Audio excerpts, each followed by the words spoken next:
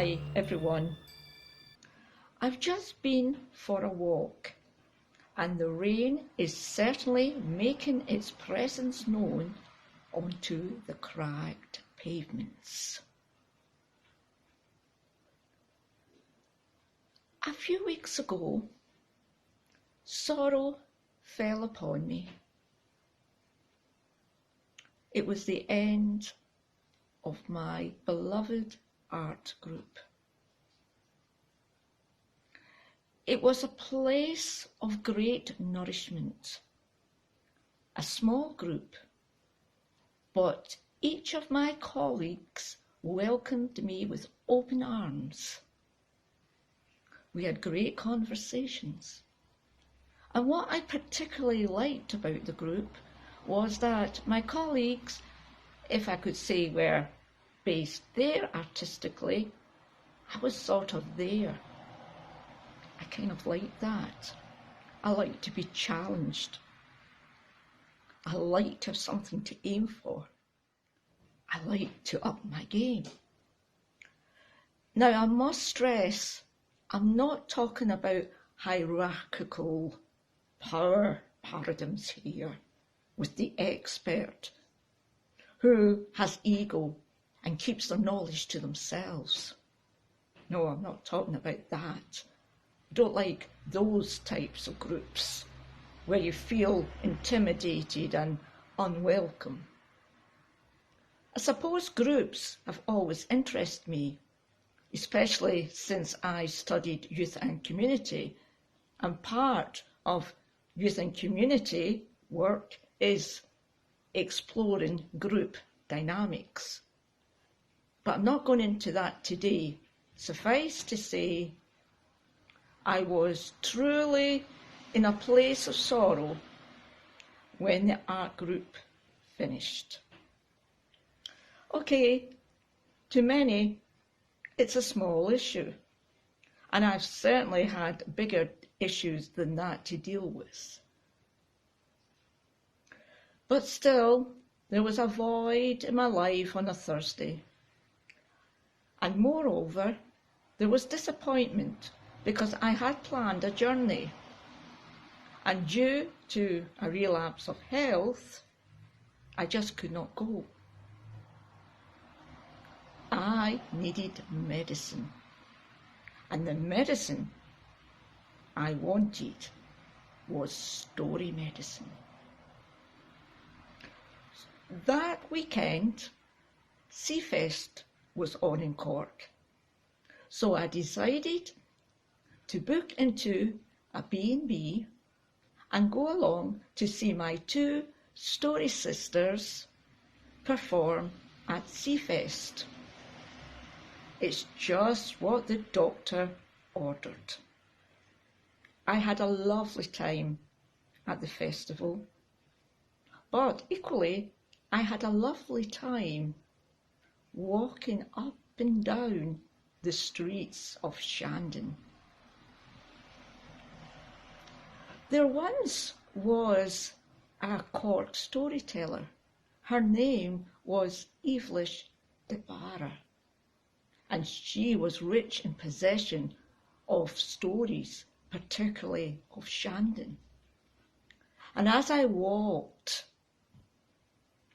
through the streets and the lanes, I reimagined her stories.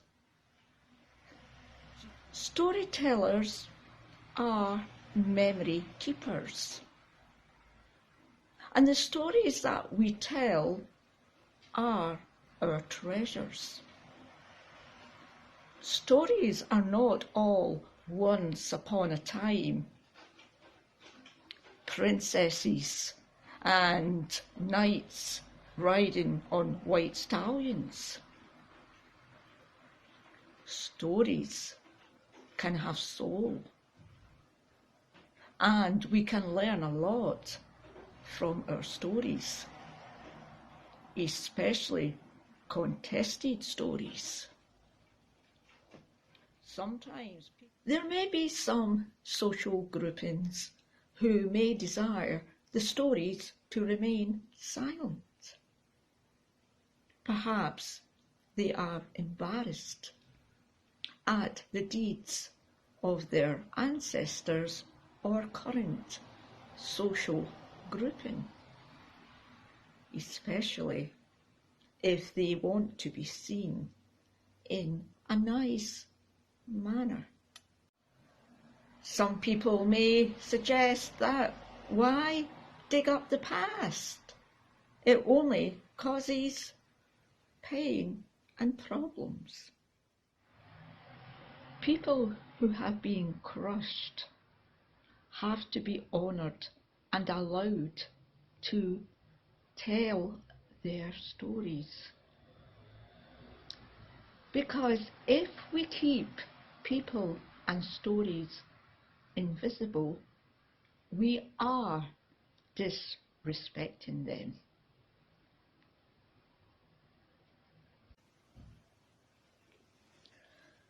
What intrigues me about storytelling is the type of stories that people tell. Now, if you want to hear some good court stories, I would suggest that when my story buddy Maria Gillian has a session, you go along to hear her. She tells beautiful stories of Cork. The stories I seem to tell thus so far are stories that's based on the environment, or stories of oppression, stories of the silver grey-haired woman, she who is rich in possession of herbs and stories.